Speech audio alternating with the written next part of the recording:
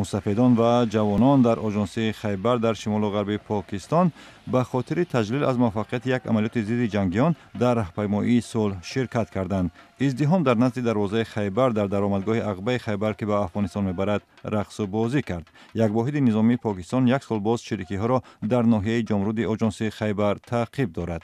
сокинони маҳаллӣ ки дар раҳпаймоӣ ширкат карданд мегӯянд онҳо баъди даврони тӯлонии бесуботӣ метавонанд дар сулҳу оромӣ зиндагӣ кунанд.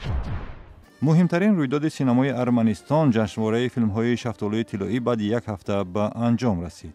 рӯзи 19 июл дар маросими пӯшидани ҷашнвора филми таксии коргардони эронӣ Ҷаъфар Паноҳӣ намоиш дода шуд.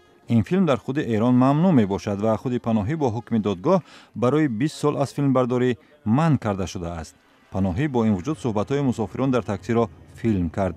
ҷашнвораи Шафтолии тиллоӣ соли 2004 таъсис ёфтааст ва имсол дар он беш аз 200 филм аз 26 кишвар ба маърази тамошо гузошта шуд. дар душанбе пойтахти Тоҷикистон ихтиёриён барои садҳо мардуми селзадаи Бадахшон кӯмак аз ҷумла ғизову либос ва маҳсулоти дигар ҷамъ оварданд. бар асари селе ки рӯзи 16 июл оғоз ёфт, дар вилояти Бадахшон дасти кам 70 манзил осеб дид.